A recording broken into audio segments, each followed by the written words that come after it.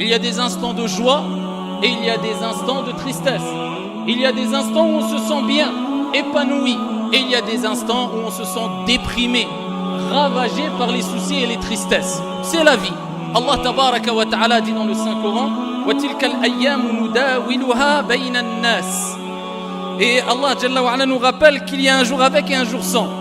Et ainsi nous faisons alterner les jours, donc c'est-à-dire bons ou mauvais, parmi les gens.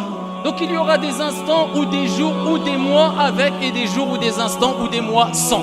Avec du bonheur et sans bonheur, avec la tristesse sans tristesse.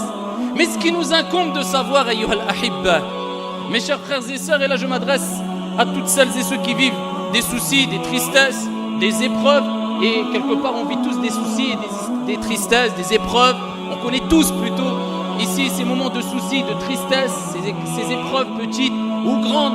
Eh bien je m'adresse à tout le monde et ainsi qu'à moi le premier, cela ne sert à rien de s'attrister, cela ne sert à rien de baisser les bras, cela ne sert à rien de déprimer, cela ne sert à rien de désespérer, si ce n'est que la tristesse n'engendre que l'accroissement de la tristesse, ne fait qu'accroître la tristesse. L'angoisse ne fait qu'accroître l'angoisse. Les moments de déprime ne font qu'accroître, ou dis si tu veux, ne font que accentuer, amplifier la déprime. Et il n'y a pas de solution. Ainsi, si on continue à déprimer et déprimer, quand on a commencé à déprimer, le résultat ne sera que déprime.